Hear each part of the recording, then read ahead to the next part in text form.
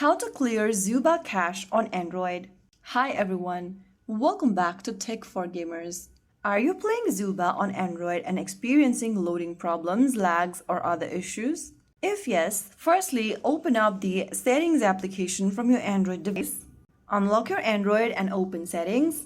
Inside the Settings menu, scroll down from the left and tap on Apps.